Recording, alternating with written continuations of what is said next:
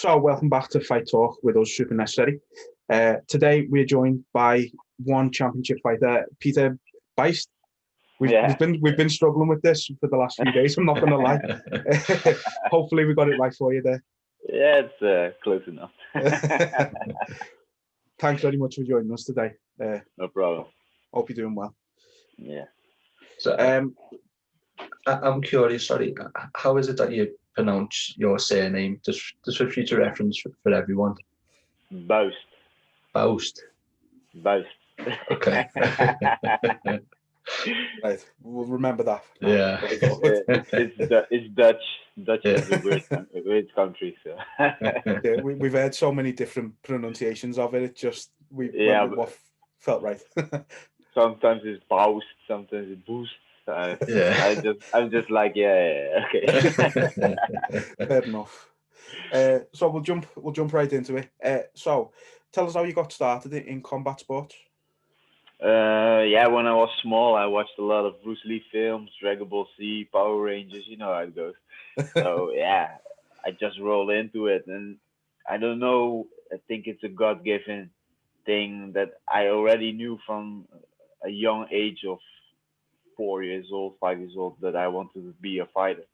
But I never knew that you could make money off it. I always thought you had to be an actor, those kind of stuff. But then I saw the K1 for the first time, and I saw Ernesto Hoost win the K1 championship, and he got a check of $400,000 and sponsorship deals. I was like, what the fuck? That's what I want to do. And then I found out that the Dutch people in kickboxing are one of the best, if not the best. So I live a couple of minutes from Golden Glory at that time, and so I started training kickboxing. I started with judo. I did judo for 6 years. Then I started with kickboxing, and then from kickboxing, after more than 100 fights, I rolled into MMA because deep in my heart, MMA was my true passion. And because I saw Bruce Lee fighting on the ground and stand up, and then I saw Pride, and I was like, wow. And then I saw Genki Sudo, fighters like Genki Sudo, and I'm like, what the hell? I want to do that. But my trainer at that time, he was like, no, you first have to learn stand up, and then you can progress in MMA. And when I was 22, 23, I decided to give up everything. I finished my school, found a job as a garbage man, and so that I could combine my training with work. And then after a difficult time, I ended up sleeping on the street. But slowly I built myself up, and then when a couple of years ago I became world champion at the WFL event, the of Melvin Manhoef, and then then I start fighting full time. Yeah, that's brilliant. So you mentioned that you were out on the streets for a little while. If you're willing, would you be able to talk about that experience and how you changed that situation for yourself? Where I grew up, it's a rough neighborhood. A lot of people on welfare, and my mother was also a single mom with 3 boys on welfare. So in our neighborhood there are not a lot of options to come out. So there were a lot of drugs dealers, and a fighter named Errol Zimmerman. Everybody knows him. If you know kickboxing, you know Errol Zimmerman. He lives in our neighborhood, and he broke free from that environment, and he became a K1 fighter at the time. So he really showed me how that it's possible. So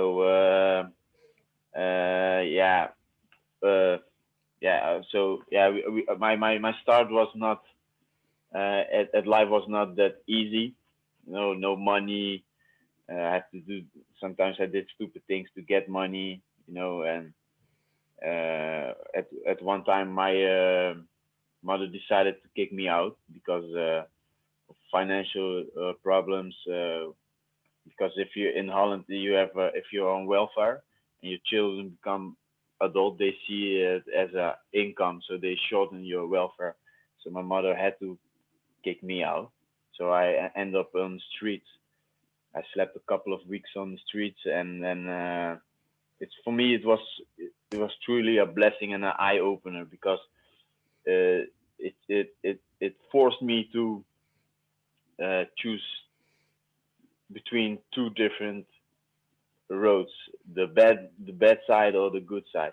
Yeah. The bad side is drugs dealing or criminal activities, and the good side was finishing my school, pay off my debts, and become a full-time fighter. And I choose that road. It was hard, still is hard, but I will never change anything if I could change.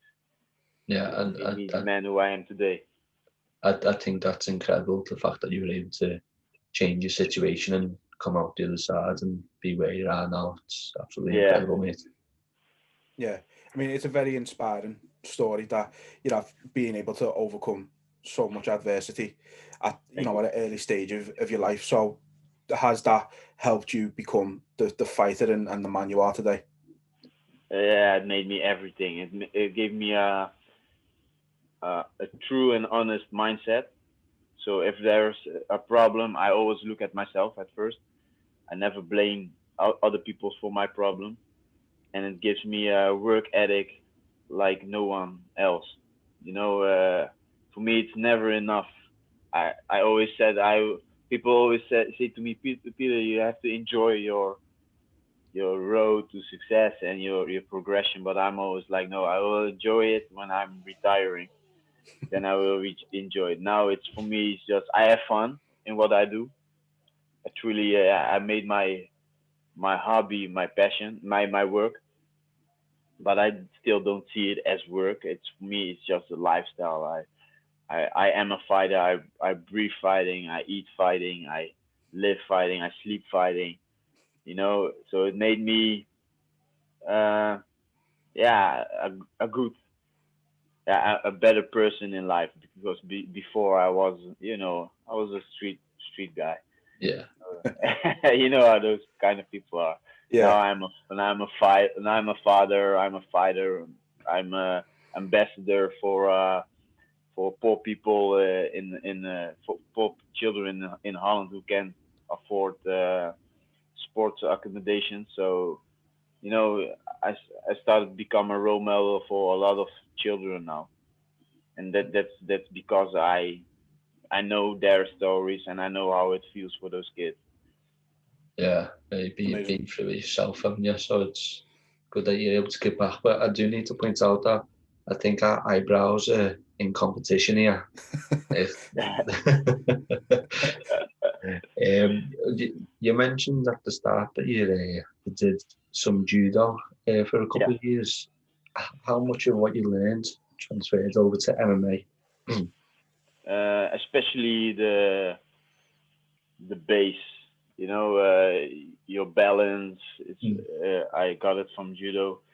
Uh, Knowing how to fall because a lot of kickboxers who transition to MMA, when they fall, they stand up, they are immediately tired because Yeah, it's very hard if you're not used to it. So those kind of things helped me a lot in my MMA career. Still have a lot to learn, of course, but uh, I, a lot of people didn't knew that I did a lot of judo. So it's a small secret. yeah, And you mentioned you had over 100 fights in kickboxing, Yeah, and not MMA. That wasn't your start. What makes kickboxing so popular in the Netherlands? I don't know.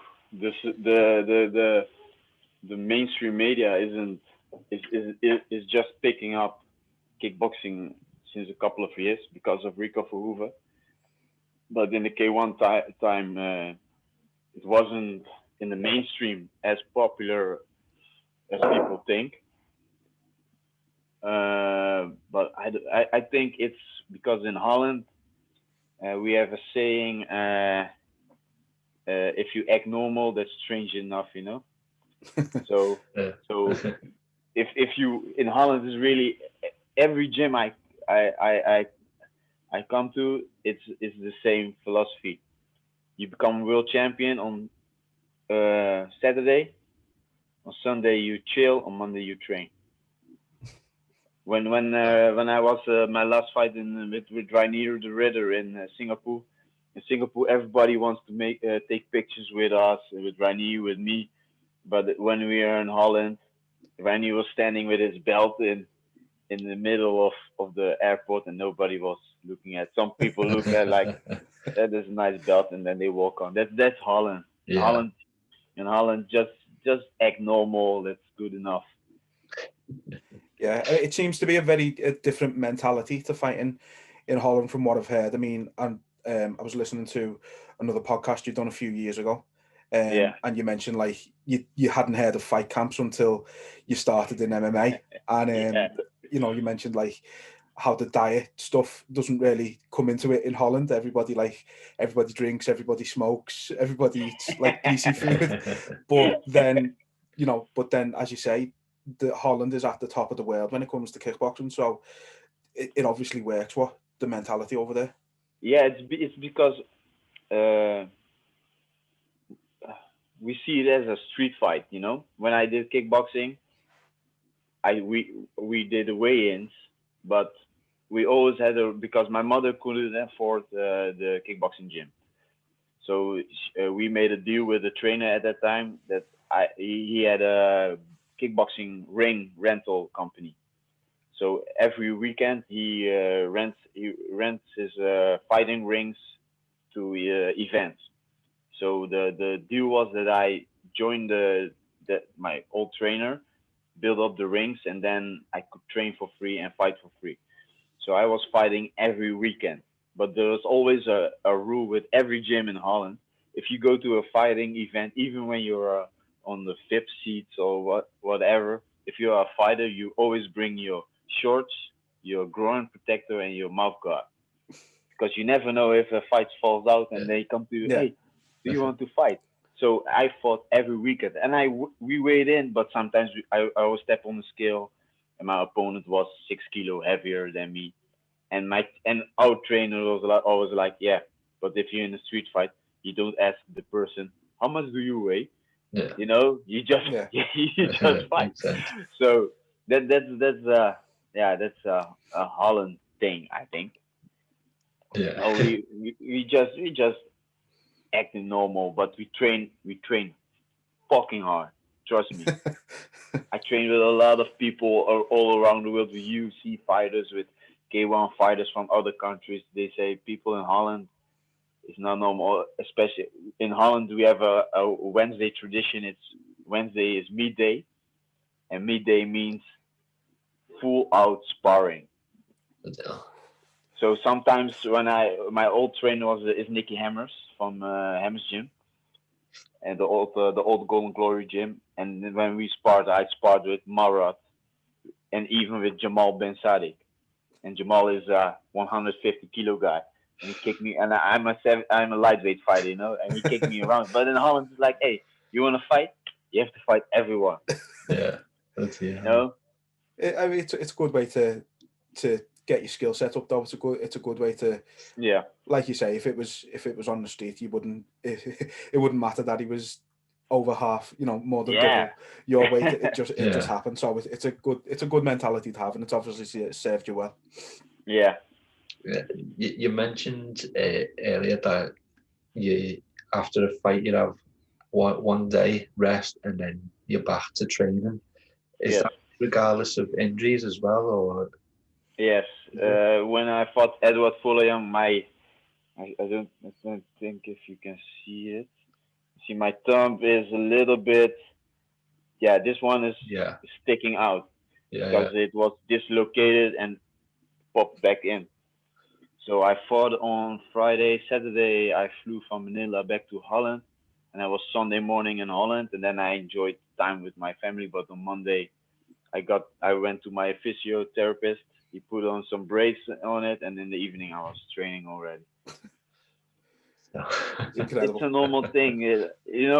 For Holland, Dutch people, it's like, on Friday you win, you're a champion. On Sunday you're already, Saturday you're already, busy with your next opponent. When Rani beat Edward Follian, we were back on a Tuesday. I think the same. Tuesday morning we were in Holland, and Tuesday evening we were already in the gym. It's crazy. It's incredible. But for us, it's a lifestyle, Yeah. Yeah. In Holland, they say if you work a normal job, you can't say to the boss, "Yeah, I had a good week, so I take a week off." The boss say like, "Yeah, fuck you. You Monday you're back." Was it always the plan for you to move into MMA? Was that always your goal? Yeah. People in Holland, they called me crazy because at that time everybody was doing kickbox, but I already knew when I did kickboxing, I already felt that I was missing some things. I'm an athletic guy, and I couldn't use my full potential in kickboxing. So when I hit rock bottom and end up on the streets, I really forced myself. It was a real enforcement for me to do what I really like, because after 12 years of kickboxing, I really didn't get hyped anymore for a fight. I was like, yeah, okay, let's fight. It was like, it wasn't my it was my passion. Yeah. When I already knew that I was lying to myself.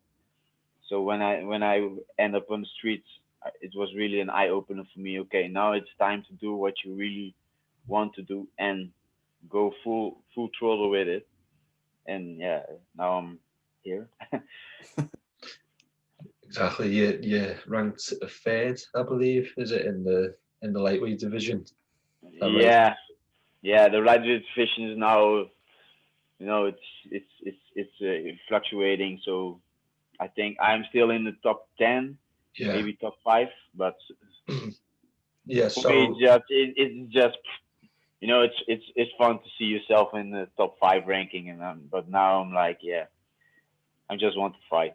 Yeah.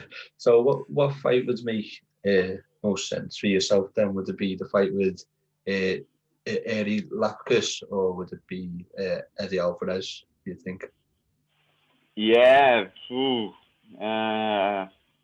For me, to be honest, of course I want to fight Eddie Alvarez, but for me it's just, every fighter has two legs, 2 arms, and 1 head. Yeah. And I'm always saying, if they aren't Jesus Christ, I can beat them.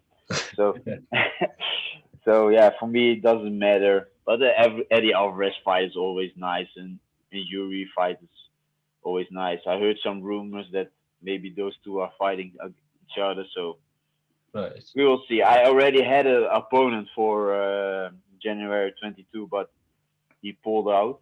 Oh. No, that's true. Yeah, the reason was stupid. One said, that he said he wasn't ready. And I'm like, what the fuck, man? He wasn't ready for you. I think so. I wasn't ready, and I'm like, wait, what? He has a good. His record was 12-2. So what the fuck do you want more? I mean, something like that must really sound a bit weird to someone like you, who, like you say, you fight on a Friday and you're back training on a Monday. It's like, so for someone to say they're not ready must be like really bizarre for the Dutch mentality. Yeah, it's for in Holland, we never say that. Trust me, we never say that. My first kickboxing fight was when I was training for 3 weeks kickboxing. I fought. I was 14 years old, 13 or 14 years old, and I fought a man who was 32. Trust me, we don't. If you are injured or something is with the family, then we in Holland we understand it. But being not ready, go work for a boss, man. Go away, leave me alone. It's a poor excuse, I must admit. Yeah. When you were moving into MMA, did you look up at the likes of Alistair Overeem and Baz Rutten? Were they people you looked up to? Yeah, of course. I met them. They trained in the gym near me. It's 3 minutes from my house. So I saw Alistair Overeem a lot. I saw Bas Rutte a couple of times. I have still some connection with him through internet. And yeah, I saw a lot of fighters. I saw Sammy Skilled. I saw Gökhan Saki, Ruslan Karev, you name it, all the big names. I met them. For me, it was normal, you know. When I did an internship for school, my interim leader was Khalid Arab.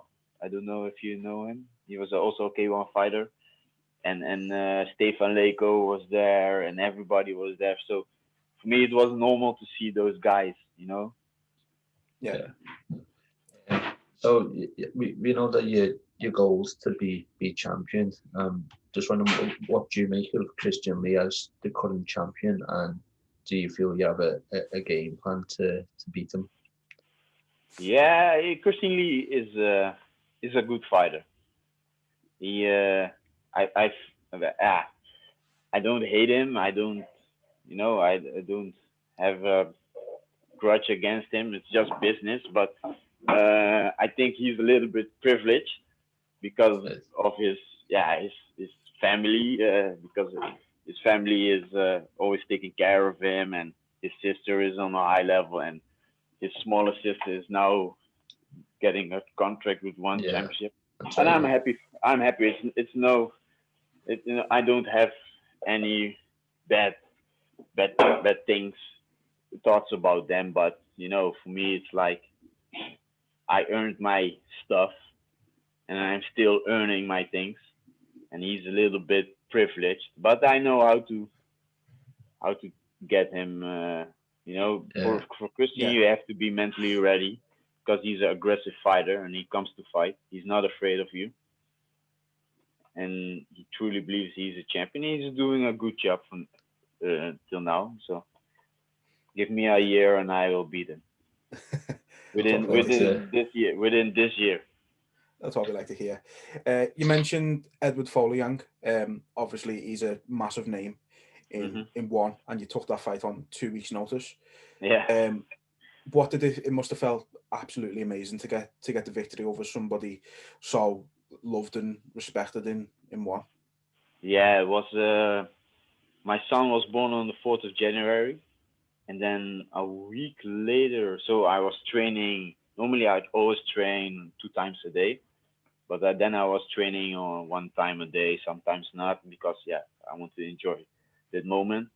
And then my manager called me, and he said, "Are you ready for the big thing?" And I was like, "Yeah, why not?" You know, I was sitting with my newly born son, and he said, "Okay, yeah, within 2 weeks. So that means 1 week training in Holland, then flying to Manila, and you know, within 2 weeks you have to fight Edward Foleyang in Manila." And I was like, "Yeah, fuck yeah, man." You sometimes a lot of fighters, a lot of people don't understand that some opportunities come once in a lifetime, and you have to take it. If you're ready or not, you will never be ready for the ultimate test. You only have to take it. So I took it. I was in shape. I was feeling great, and for me it was also my auntie, the sister of my mother is married with a Filipino guy. So she's living for I think 40 years now in the Philippines. So I called her, and I arranged some tickets for her, and she came over with my niece and with friends. So I had a little bit support. We were 25,000 people, and I think 10 were for me. So it was amazing, man. I had zero game plan, zero. You know, I only thing what I had was the belief in myself, and that week was, you know, an awesome week, man. Yeah, it was an awesome start of the year 2020. Yeah. You just said then that you didn't really have a game plan. So this might be the same, but we done a episodes and we had watched one championship. Our first time watching you, and I remember you were saying, like, well, why didn't you do like kicks? And obviously that's easy for us to say because we're not in the fight. But I was wondering, what did you have a game plan when you went into the fight with Nastyukhin? Yes, but my mindset wasn't there. Right. There were a couple of things happening in my personal life. You know, they found something in my girlfriend. They found a little spot of cancer. So the day that I had to fly to Singapore, I had to drop off my girlfriend in the hospital. They had to remove that small part of cancer. So in the back of my head, I was, making it was bothering me, and I was too busy with what was happening in the world. You know, Yeah. I was really getting depressed of the lockdown.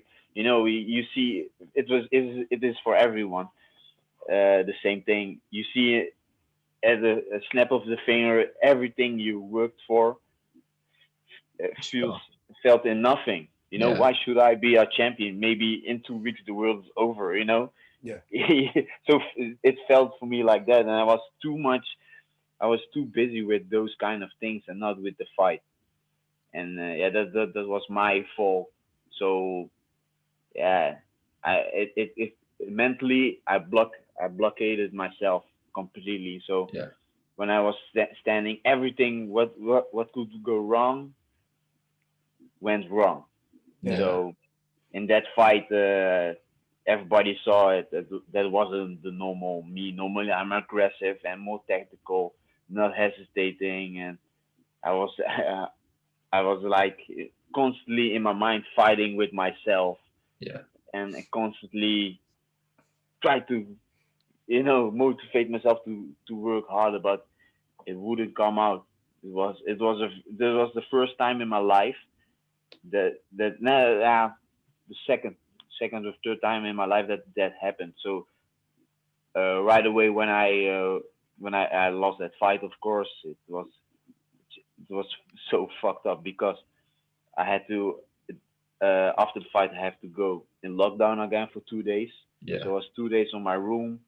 My fight was broadcasted a week later. So for me, it felt like I was losing 2 times because I couldn't say anything. Because if you say something, what the results are, you get a fine, of course. Right. And but it was also a real eye opener for me because I always knew that the mental part of the game wasn't as sharpened as my of the rest of my game. Yeah. So right away when I was in Holland, I got in contact with a mental coach, and who is I'm a guy from the streets, and a mental coach sounds like yogi stuff thing. But Rainier also helped me with that. He said, "Yeah, Peter, trust me. I every day he told me that he's training his mental state, and my mental state was like, okay, gloves on, shut the fuck up, and let's go." Yeah. And now I'm learning myself to prepare me mentally to sometimes some thoughts come in your head, how to deal with them, and the mental it's helping me a lot. I really feel it during training. I really feel it during sparring sessions. And it this loss is a hard one because if I would won, I was fighting for the title then. Yeah. But the best lessons are the hardest one. So this only makes me stronger and more motivated. This loss also reminded me why I'm doing this. Because I was really saying to myself, why am I fighting? Maybe next week we can't fly anymore and you can't fight. Those kind of thoughts. But now I'm like, I'm truly blessed. I have a rare opportunity in life. God gave me a talent, and it's not my style to waste that. So I'm training my ass off mentally and physically now. And it makes me very much stronger, much stronger. Trust me, this loss it's a sour pill to swallow, but it was necessary. Yeah, I mean the mental side of it does play a big Everything. part. Yeah, It's like everything. Trust some me. If people if I should go, if they ask me if I would go in physically weak and mentally strong, or mentally weak and physically strong, I would choose always mentally strong and physically weak. Always. Mentally is everything. If you're mentally not there, your body won't follow. yeah. And I hope that your partner had a swift recovery. Is she well now? My yes. They cut away that cancer part, and now every year she has to check up. Right. So we were on time. It was a small thing, but if you hear your partner comes home and they say, yeah, they found a little bit of cancer in my body, I was like, we have two kids. Everything was going great. We have we bought a house together, and then you hear that, it feels like, fuck, I'm going to lose everything. Everything. Yeah. But normally I don't tell these kind of things, but it's good to share those things so that people know what's up with you. And it's great that you're so open. No problem. No, I'm glad to hear they got it early anyway. So have you always been the type of fighter who can take positivity from defeat? Yeah. Yes. I don't know why. The first 2 days I want to kill myself. So I lost 5 times in my MMA career. The first 2 days I always want to kill myself. I don't want to go out. I don't want to hear comfortable things like, you did a great job. No, if I did a great job, I would have won. I don't want to hear anything. And then, but I always realize when I have those kind of moments, the self-reflection is the most realest one ever. If you win, you have self-reflection, but you're like, yeah, but I won, so why should I change this or that? But when you lose, you have to change some things to become better because you don't want to lose anymore. And I always had that. I always saw the positive things in life. I hate it when people around me are like negative and this kind of stuff. I always see the glass half full, not half empty. Yeah. Best way to be. Yeah. Oh, you mentioned earlier that you train with Derrida, but you also train with Gegard Musashi as well. Yes. So, how important is it to train with fighters like them? As you spoke about mentally and physically, like what's that like? It's a good checkup to look where you are at. Same thing if you're a soccer player and you can hang with the guys with like Cristiano Ronaldo, those kind of guys. You're a world league fighter. So when I train with Musashi, with Costello, with Rani the Ritter, with Gökhan, all those Stefan Struve also, and all those kind of guys, where you're at. And when you have a training camp and you can hang with those guys, sometimes submit them and they submit you and you beat them, you're ready for the world. Yeah. And it's very important to believe in yourself when you have to fight, and those guys give you an enormous boost, especially Giga Musashi. He's the best fighter there is, in my opinion.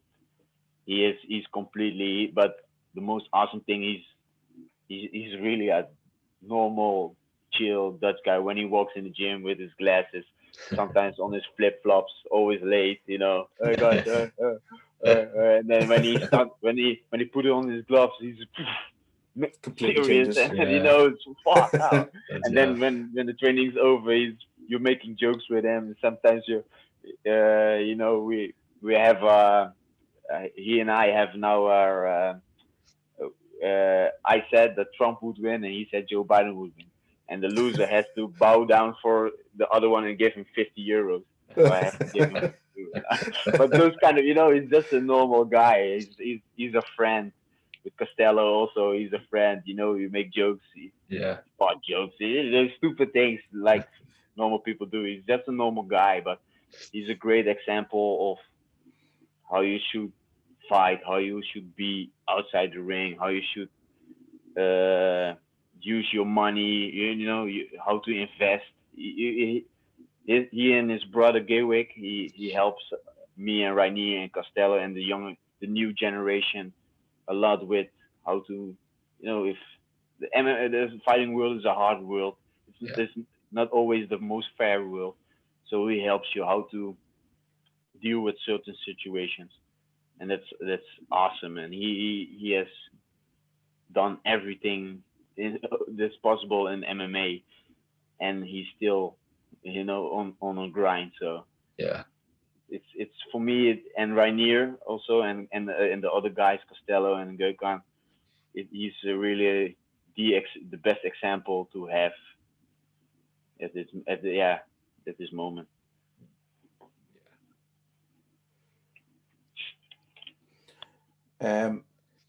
So what's the ultimate goal for you in one at the moment, obviously, besides that lightweight title?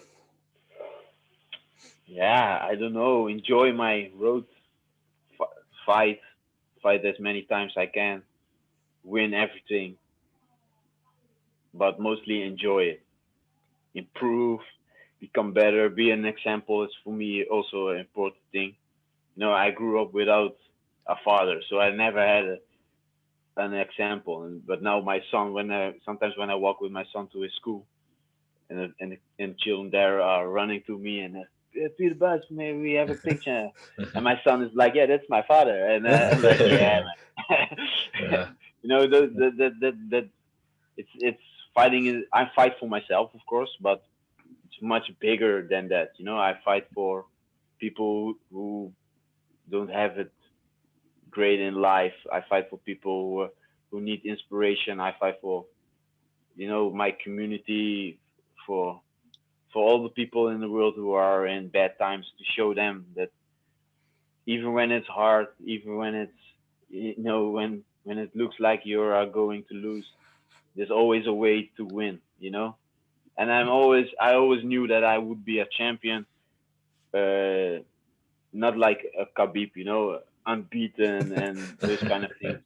I'm a champion more like, how do you say, in GSP, he lost a couple of times, but he always came back and always stayed humble. For me, that's the most important thing, to stay humble, no matter how great you are, no matter how much money you have. I always be Peter. If sometimes people come at my door and ask me if they can take a picture with the belt, I'm like, yeah, come in, and they were like, come in. Yeah, you have your PlayStation joystick. Let's play a game.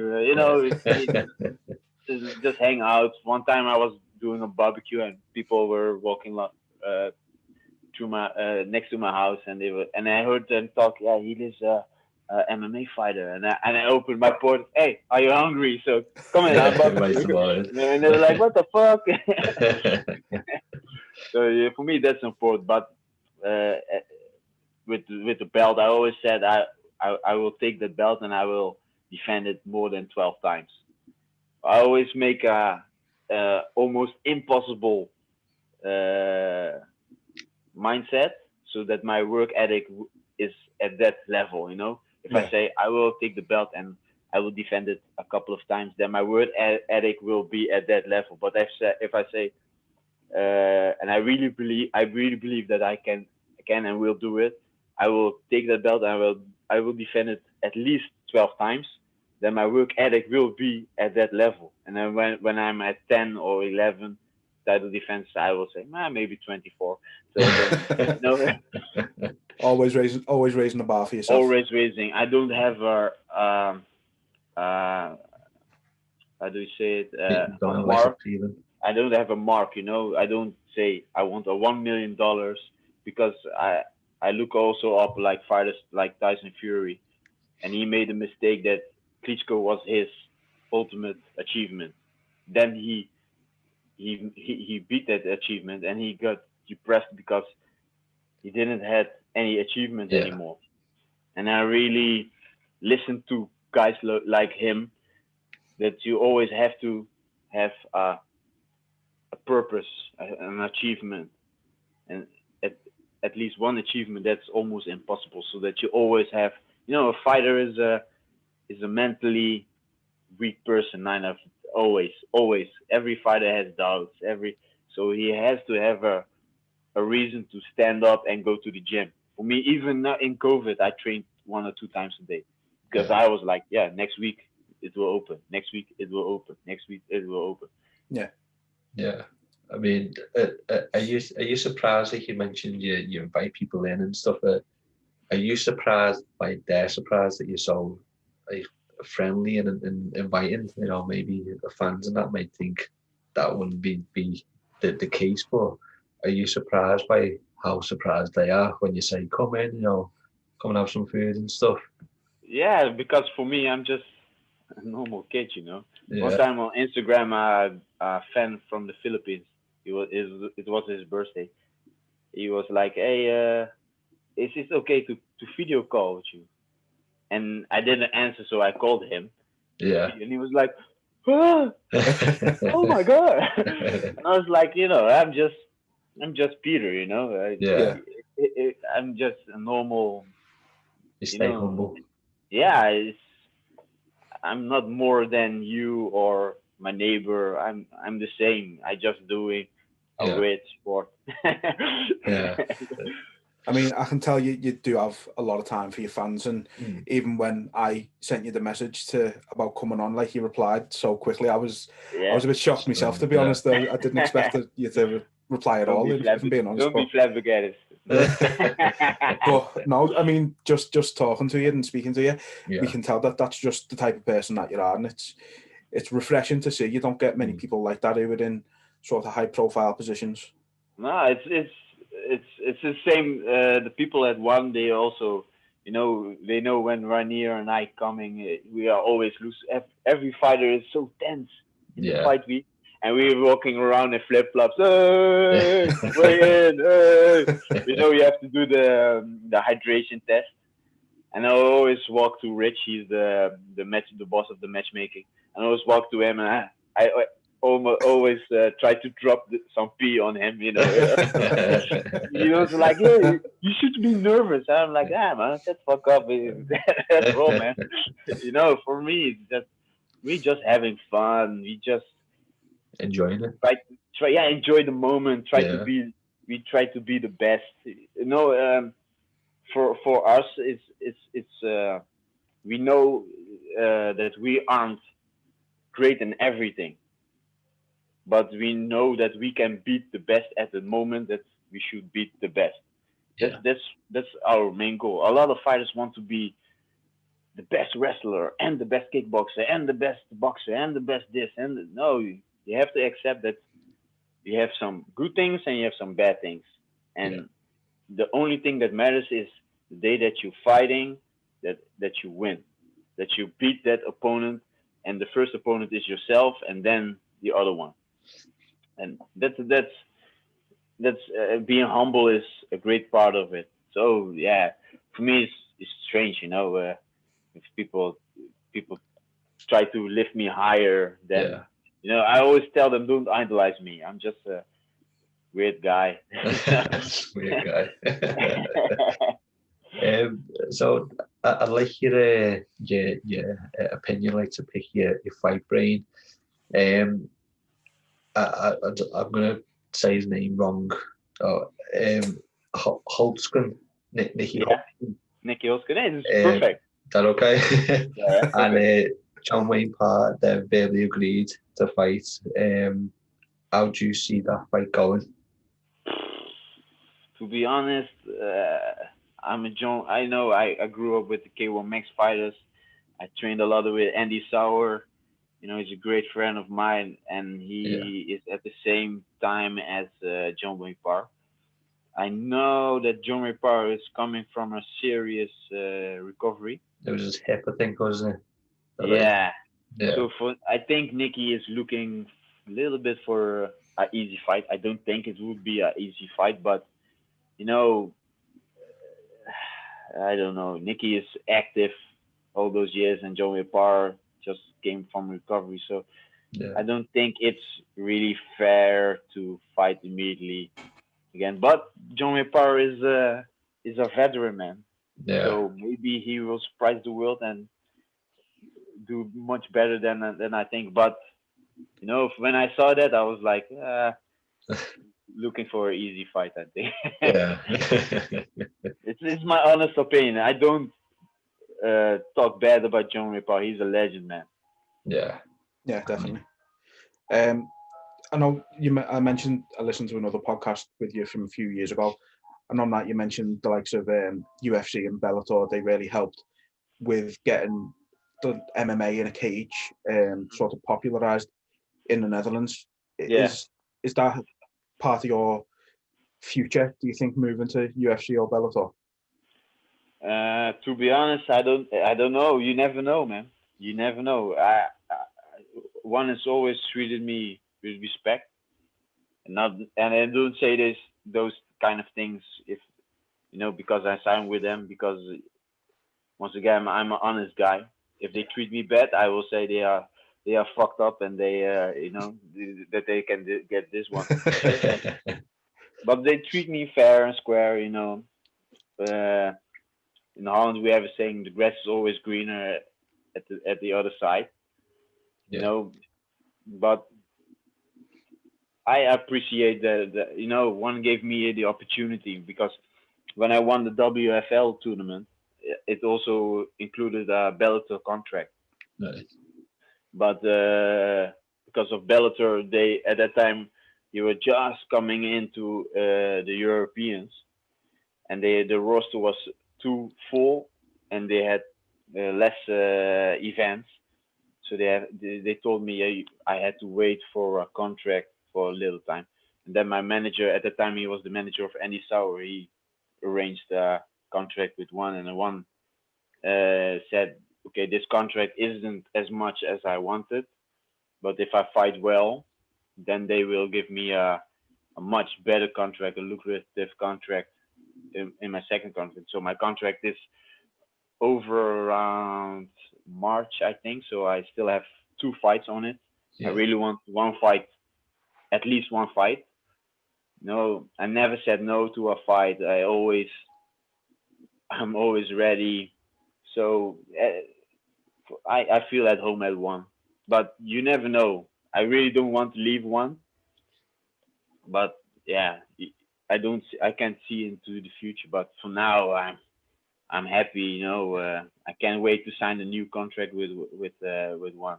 I can't wait to have another fight. You know, the Asian community, the Asian fans are awesome, man. Even when I fought in Manila, you know, I had four bodyguards when I walked out of the cage.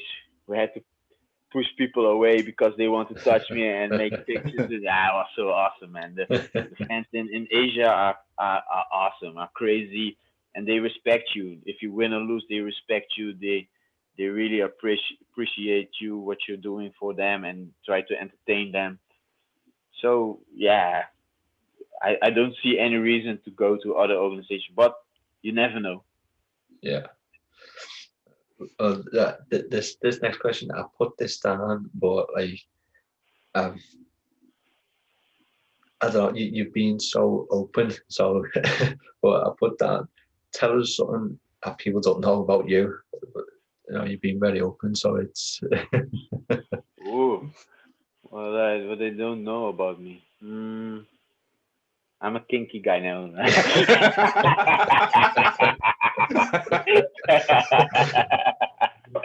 no. everyone knows now. It's out there.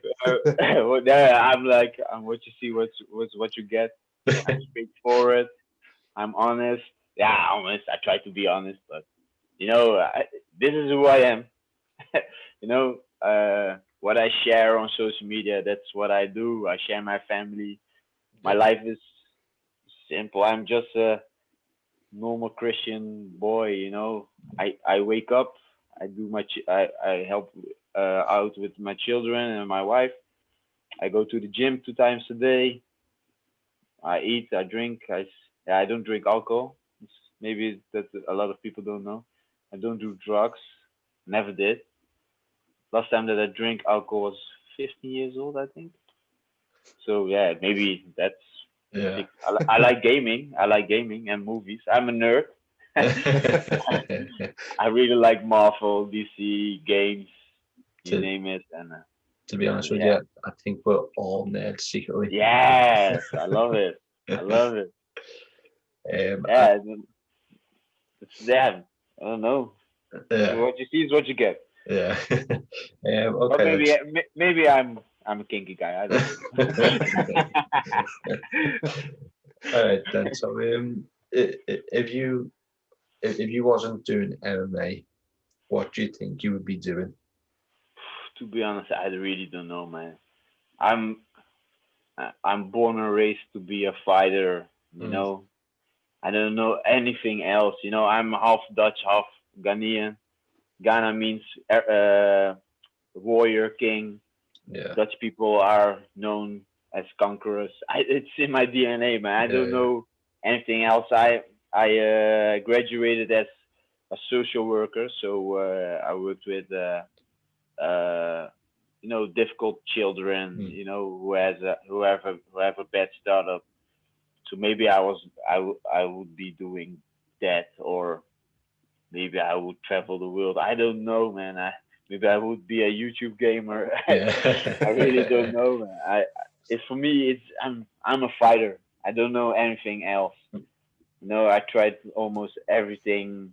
To be a normal guy. I tried to be a garbage man. I tried to be a social worker. It doesn't work for me. I just want to fight. Yeah, yeah, I really love it.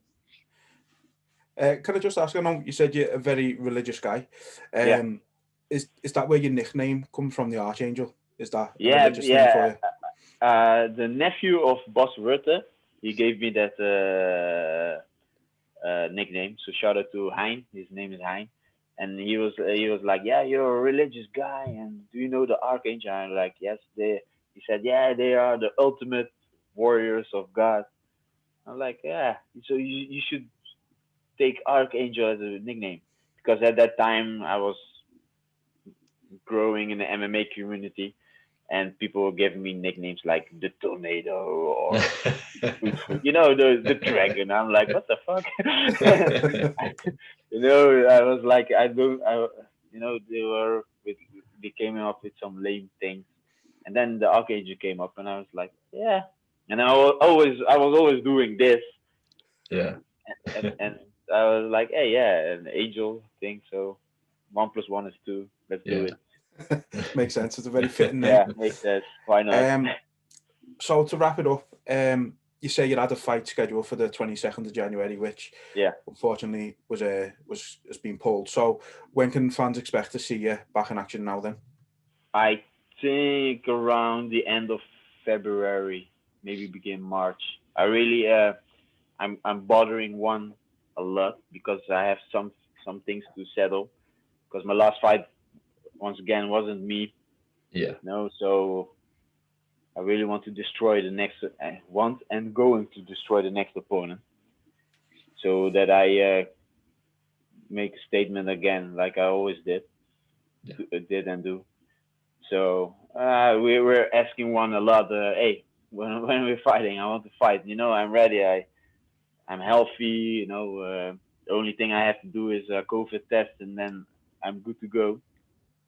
So I think around maybe on the event of Dimitri Johnson, that would be awesome.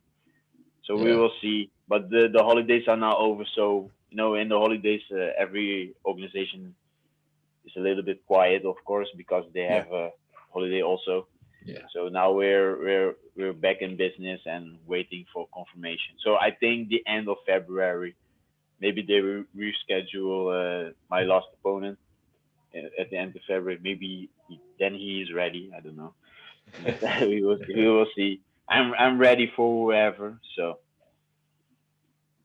Yeah. Well, we look forward to it. Certainly, looking forward to seeing you get back to the best version of you. Yeah. And getting your hand raised. So, it's been an absolute pleasure to talk with you today. It's been brilliant. Thing. Can't thank you enough. No problem. Take care. You too.